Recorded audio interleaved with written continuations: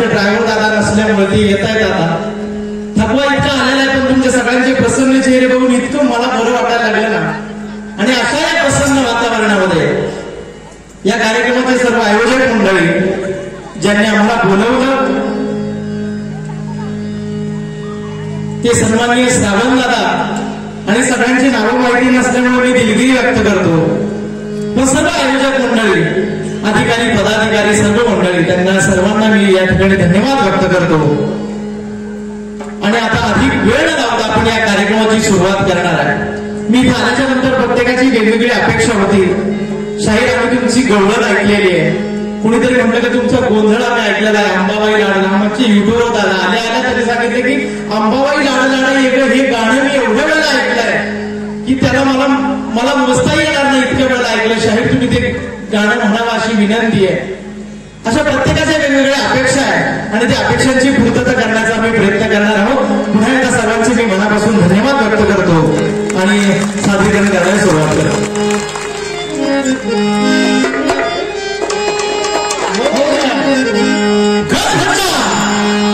की तो गणरायाचा शाहीर झाला की डफ आणि डफ म्हणला की शाहीर, म्हणून आपल्याला ऐकायचंय डफाचं नादर आणि मग गणरायाची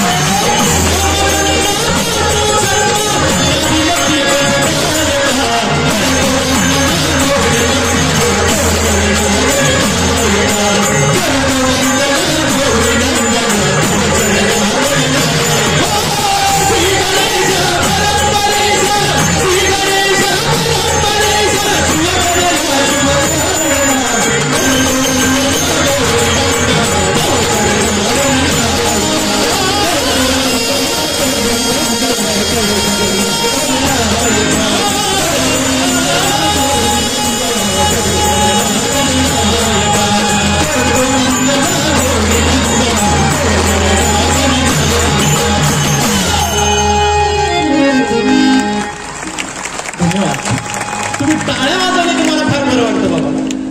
आता ते बरं का वाटतं ते मी तुम्हाला पुढे सांगणार आहे. आणि प्रसन्न चेहरे का माझ्या आत्ता लक्षात आलं. सगळ्यांचे जेवण झालेले तुमचे मग बरोबर आहे. गणराज गणपतीला आपण वंदन केलं. पण आता शाहिराने सांगितलं मगाशी पवित्र ते गुण पावन तो देश तिथे हरीचे दास जन्म घेते असा पवित्र पावन असलेला आपला हा भारत देश. आणि या भारताच्या मातीमध्ये तुमचा आणि माझा जन्म झाला किती मोठी भाग्याची गोष्ट आहे. 15 ऑगस्ट 1947 रोजी भारत स्वातंत्र्य झाला. स्वातंत्र्य दिन आपल्या शाळेमध्ये मोठा उत्साहात होत असतो. आणि म्हणून प्रतिज्ञेमध्ये लिहिलेलं आहे विविधतेने नटलेल्या परंपराचा मला काय जरा विनोद कमी ठेवायचा. विविधतेने नटलेल्या परंपराचा मला अभिमान आहे. त्या परंपरेची काही होण्याची पात्रता माझ्या अंगी यावी म्हणून मी सदैव असं मला वाटतं हरिपाठात लिहिलेलं नाही का. मग कशात लिहिलेलं प्रतिज्ञामध्ये लिहिलेलं. असा आपला हा भारत देश. आणि या भारतासाठी ज्या वीर हुतात्म्यांना आपल्या प्राणाचं बलिदान दिलं त्या वीर हुतात्म्यांना ही शाहिरी वंदना ती कशी म्हणा कशी कशी या देशासाठी रणभूमीवर प्राण जयाले वाहिला. या देशासाठी रणभूमीवर प्राण जयाले वाहिला. महाराष्ट्राच्या शूरवीरांनी तुम्हाला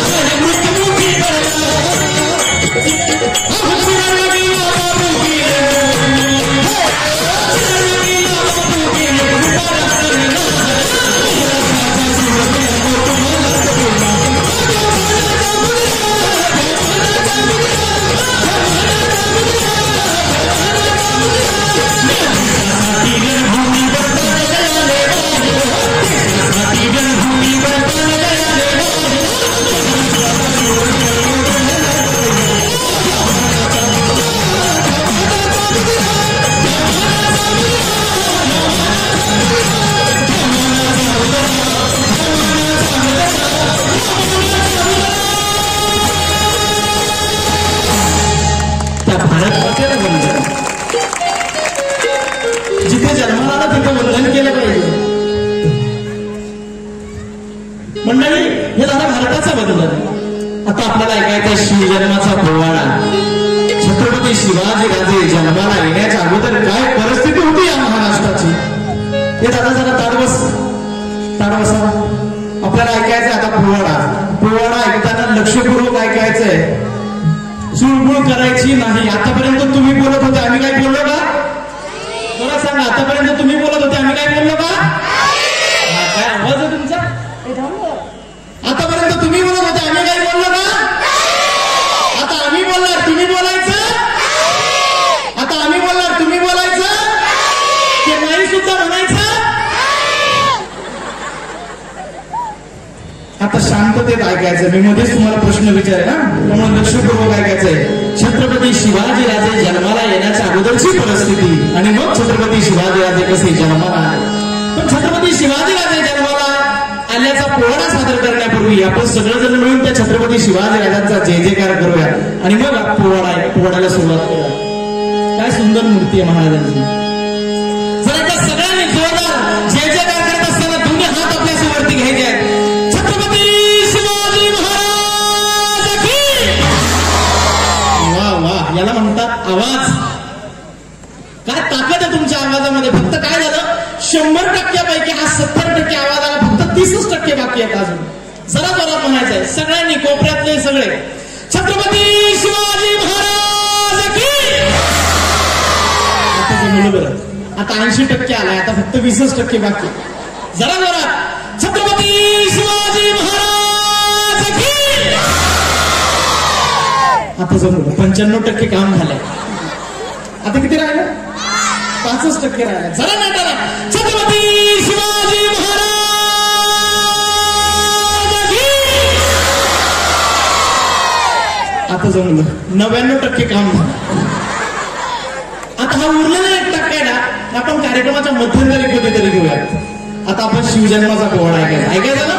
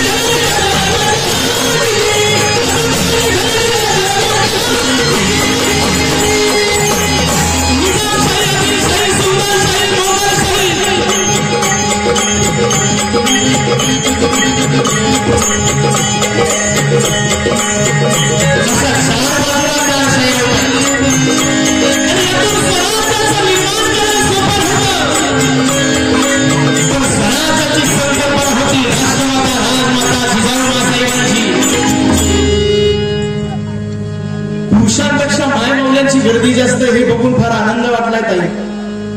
फक्त हा जो पोवाडा सादर करताय कार्यक्रमाच्या शेवटपर्यंत एक विनंती, आमच्या तालासुराकडे लक्ष नाही दिलं तरी चालेल, पण आम्ही काय सांगतोय ते जरा लक्षपूर्वक ऐका आणि या पोवाड्यातून आपण काय घ्यायचंय याचा विचार तुम्ही नक्की करावा. जिजाऊ माँसाहेब स्वराज्याची निर्मिती व्हावी ही जिजाऊ माँसाहेबांची इच्छा होती. नाहीतर ताई नवऱ्यानं आणलेल्या पगारीतून साडी कशी घ्यायची, दागिना कसा घ्यायचा अशा अल्पशा विचाराच्या जिजाऊ माँसाहेब नव्हत्या. त्यांना हवं होतं स्वतःच राज्य, स्वतःच आपला झेंडा, आपला राज्यावरती राज्य करणारा राजा हा विचार होता जिजाऊ माँसाहेबांचा. मराठ्यांवरचा चालू असलेला अन्याय अत्याचार जिजाऊ माँसाहेबांना बघवत नव्हता आणि म्हणून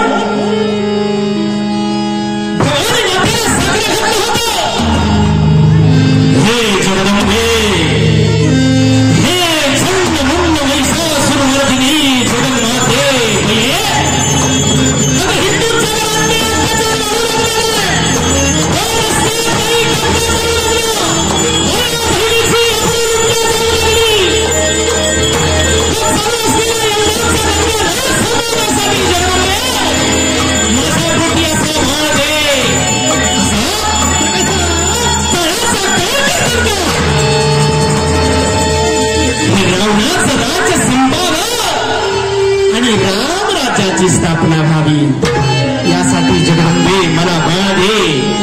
आई तार घर, आई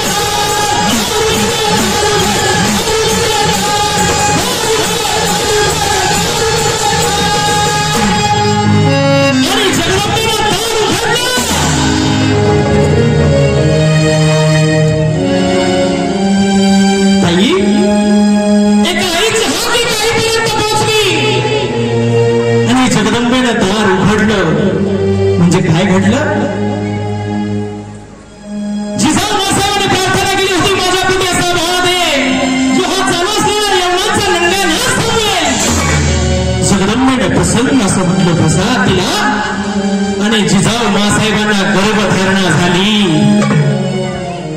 जिजाऊ माँसाहेबांना गर्भधारणा झाली आणि असेच एक दिवशी शहाजीराजे आपल्या रंगमहालामध्ये असताना जिजाऊ माँसाहेब हे दादा जरा ताड बस समोर समोर जिजाऊ मासाहेबांना गर्भधारणा झालेली आहे आणि जिजाऊ मासाहेब अशा अवस्थेमध्ये शहाजी राजांना म्हणतायत, अहो मला तुमच्याशी काहीतरी बोलायचं आहे, माझ्या मनातलं गुज तुम्हाला सांगायचं आहे, माझ्या मनातलं गुज तुम्हाला सांगायचं आहे, मी बोलू का? ताई, पूर्वीच्या काही नवऱ्याला काहीतरी बोलायचं म्हणजे परवानगी घेण्याची पद्धत होती. म्हणजे अहो, का हो, या हो, उठाओ, बसाओ, बोलाओ, सगळं हो हो हो. मी पूर्वीच्या काळी सांगतोय, कारण मी नेहमी सांगतो की पूर्वीच्या काळी नवरे बायकांना मुठीत ठेवायचे. काय म्हणले शाहीर? ऐकताय ना तिकडं? पूर्वीच्या काळी नवरे बायकांना मुठीत ठेवायचे. आणि आता काय झालं? आता काय सांगायची गरज आहे का? अहो, पण तुम्ही इथे आलेलेच आहात, तर जाता जाता तेवढं सांगू तरी द्या. जाता जाता नमुना ऐकत आहे. हो, मी काय सांगत होतो नीट ऐका. पूर्वीच्या काळी नवरे बायकांना मुठीत ठेवायचे. मग यांनी विचारलं, आता काय परिस्थिती? आताची परिस्थिती ऐका. माझ्या शेजारी एक मैत्रीण राहत होती. लग्नाच्या अगोदर आमची चांगली मैत्री होती. लग्न झाल्याच्या नंतर ती 6 महिन्याला भेटली. मला ओळखायलाच आलं नाही. ताई, का ओळखायला आलं नाही तुम्हाला सांगतो. कारण लग्नाच्या अगोदर ती एकदम अशी बारीक होती, चवळीची शेरी असल्यासारखी. आणि लग्न झाल्याच्या नंतर 6 महिन्याला भेटली, ती एवढी झालेली होती. म्हणलं बाप रे बाप, हे झालं कसं? मी तिला विचारलं तर ती बघ, ती मला सांगत होती, हे कसं झालं सांगू तुला? म्हणून मी तर खाऊ न पिऊन, म्हणून मी तर खाऊ न पिऊन झाले अशी गुणवती. कारण काय?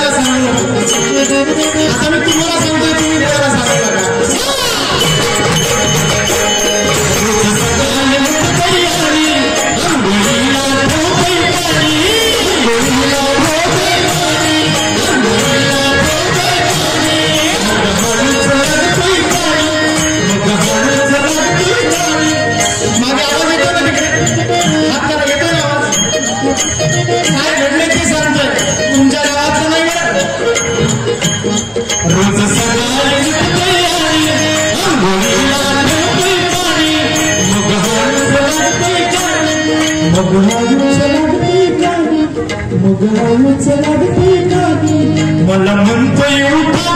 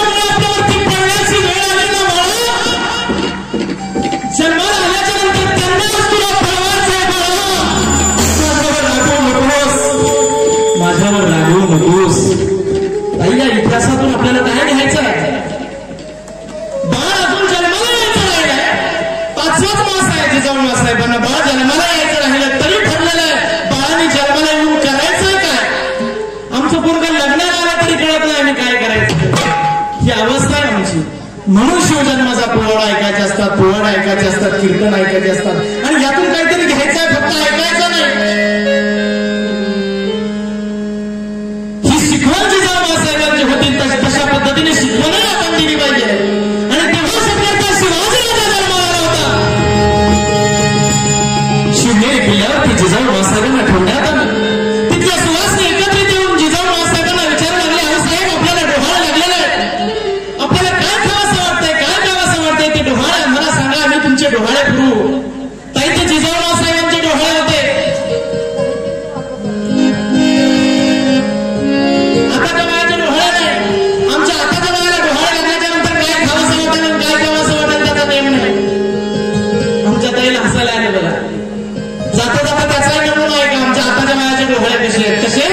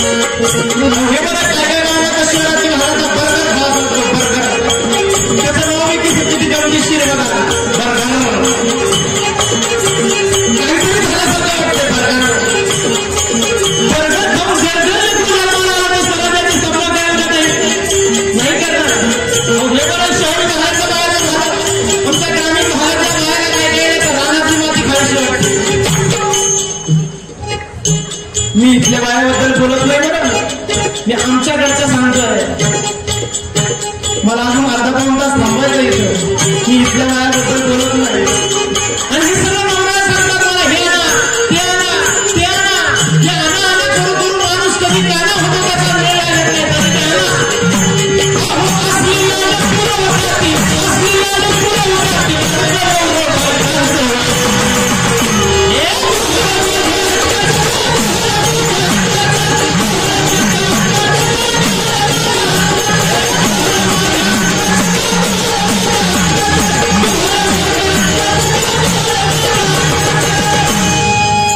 असे डोहाळे जिजाऊ साहेबांचे नव्हते मग जिजाऊ साहेबांना विचारण्यात आलं आऊ साहेब आपल्याला डोहाळे लागले नाही हे डोहाळे कशाचे लागले ऐका हे दादा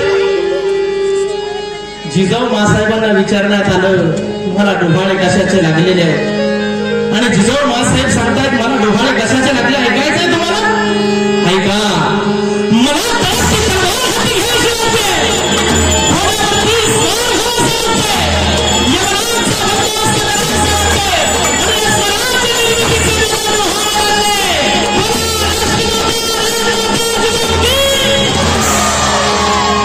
डोहाळे जिजाऊ साहेबांना लागले दिवसामागून दिवस लोटले गेले महिन्यामागून महिने लोटले गेले आणि अखेर तो दिवस उगवला गेला कोणता मासाची गणना झाली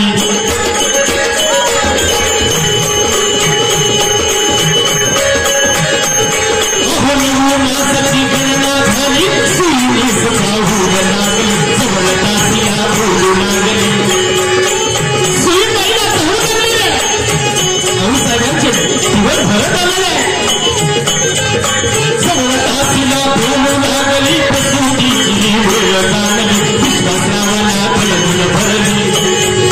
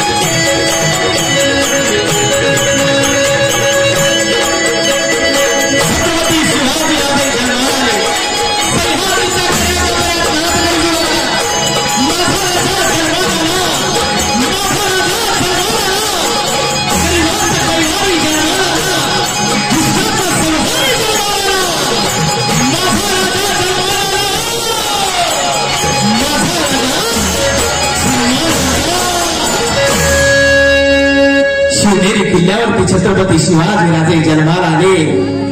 गडावरती मंगळवाद्य वाजू लागली. सुईसनीची गलबल झाली. सुईसनीची लगबग झाली आणि बाळ शिवरायांना घेऊन जिजाऊसाहेब सदरावरती आल्या. पाळण्यामध्ये ठेवण्यात आलं आणि बाळ शिवरायांसाठी पाळण्या घालू लागल्या.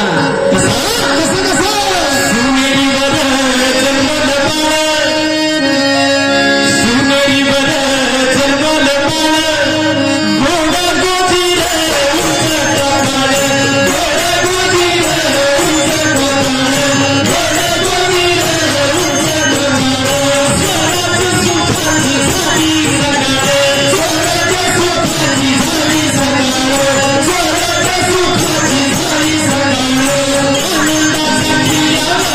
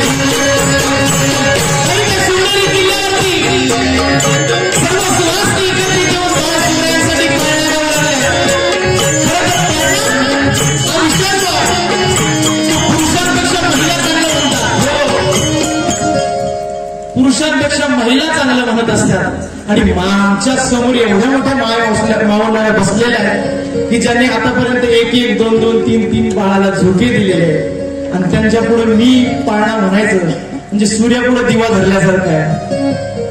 आपण ताई आता असं करू, मी पाळणा म्हणणार आहे, माझ्या मागे तुम्हाला पाळणा म्हणायचं म्हणताल ना? माझ्या मागे म्हणायचं म्हणताल का? तुमचा आवाज जरा कमी येतोय, म्हणताल का? हो म्हणल्या बाबा. मी म्हणतोय माझ्या मागे म्हणायचं, टाळी वाजून म्हणायचं काय? युगा युगाने योग साथीला. काय आवाज आहे तुमचा, वा वा. यांच्यासाठी सर्व पुरुषांनी जोरात टाळी वाजवा, जोरात. काय आवाज आहे, वा वा. युगा युगाने योग साथीला, शिवनेरीवर पाळणा बांधिला, उतरून टाकी ती सोन्या चांदीला. आनंद झाला सह्यागिरीला, जुबाडा तुरे तू.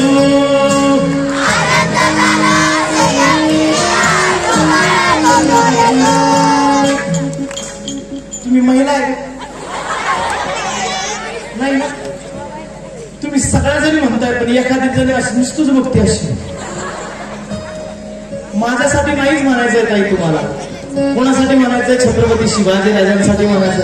बरं तुम्हाला पाळणा कोणाचा म्हणायचं सांगतोय मी? शिवाजी राजांचा पाळणा म्हणायचं सांगतोय.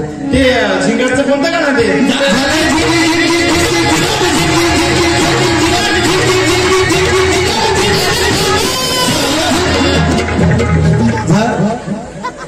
याचा स्पर्श बाहेर आला बघायला. ताई हे परशाचं गाणं म्हणायला सांगतोय का तुम्हाला मी? मग कोणाचं गाणं म्हणायला सांगतोय? शिवाजी महाराजांचा पाळणा म्हणायला सांगतोय. जरा टाळी जोरात वाजली पाहिजे, जोरात म्हणायचं. सुईन झाली आई शिवाई, प्रसूत झाली माताची गाई, उजळून गेल्या दिशा या दागी, बाळ जन्मद सुखी समयी जुबाळा जुरे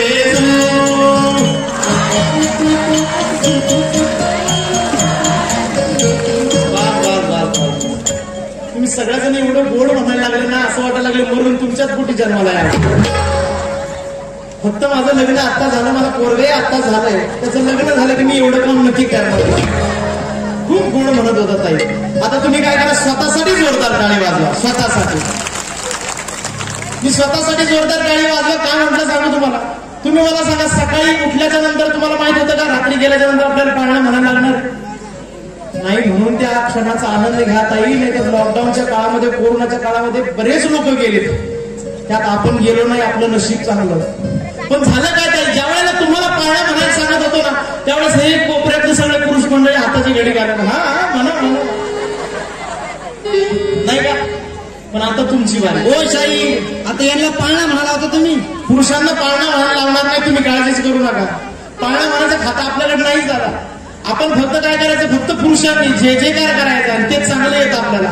फक्त जे जे कार करत असताना आपले दोन्ही हात वरती घ्यायचे ना, महिलांनी नाही. तुमचा पाळणा म्हणून झालेला आहे. जे जे कार करताना फक्त जय म्हणताना हात वर करायचे, फक्त जय म्हणताना. छत्रपती शिवाजी महाराज की, छत्रपती संभाजी महाराज की, राष्ट्रमाता जिजाऊ की, क्रांतिकारी की.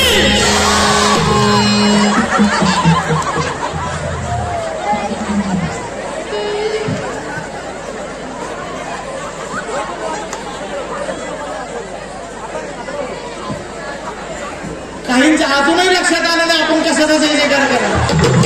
ते शेजारच्याला विचारतं काय झालं रे, मग त्यांनी सांगितलं मी नाही घेऊ आता.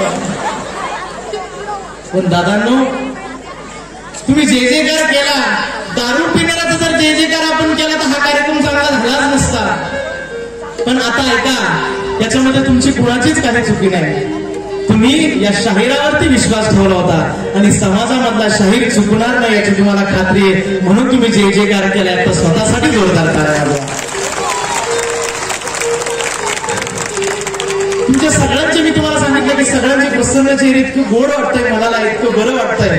आता काय वाटतंय तुम्हाला सांगतो. आता ती वेळ आलेली आहे. छत्रपती शिवाजीराजांचा जन्माचा पोवाडा आपण ऐकला. यांना आवरा झाला, व्यवस्थित बसा.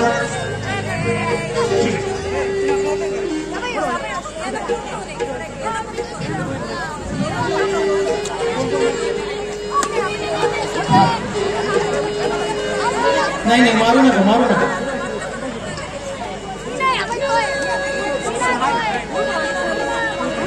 बरं झालं का तुमचं? आता कोणी बोलणार नाही ना तुम्ही? आता व्यवस्थित बसा ना. त्यांचा काही दोष नाही. कारण काय की घरी असलेला टीव्ही त्यांना प्रत्येक वेळेला चॅनल बदलायची सवय आहे. 1 तास झाला चॅनल एकच चालू आहे. ते वळवळ करतील नाही तर काय करतील. शिवजन्माचा पोवाडा आपण ऐकला. आता आपल्याला ऐकायचंय गोंधळ. मी तुम्हाला सांगितले की वेगवेगळे कलाप्रकार मी आपल्यासमोर सादर करणार आहे. गोंधळ सादर करणार आहे, भारुड सादर करणार आहे आणि पुन्हा एकदा महाराजांचे पोवाडे, काही लोकगीत आपल्याला ऐकायचे. छत्रपती शिवाजीराजे जन्माला आले. एक एक जण हस्तगत करायला सुरुवात केली. म्हणून गप्पासा करायला सुरुवात केली. मर्दमाला एकत्रित केली. स्वराज्याची स्थापना केली महाराजांनी. आणि अवघ्या 16 वर्षी राजाला तोरण्याला तोरण बांधलं आलं. कोणत्या वयाच्या? कधी तोरण्याला तोरण कधी बांधलं? कोणत्या वर्षी? हे 16 वर्षाचं वय. जरा लक्षपूर्वक ऐका. या 16व्या वर्षी शंकराचार्यांनी शंकर भाष्य लिहिलं. स्वामी विवेकानंदांनी भ्रमण केलं. 16 वर्षी नरेश्वरांनी करेश्वरी लिहिली आणि महाराजांनी तोरण्याला तोरण बांधलं. हे 16 वर्षाचं वय मोक्याचं होतं. त्या काळातलं 16 वर्षाचं वय हे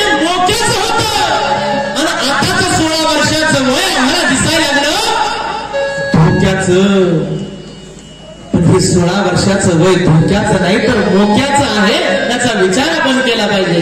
माझ्या राजाने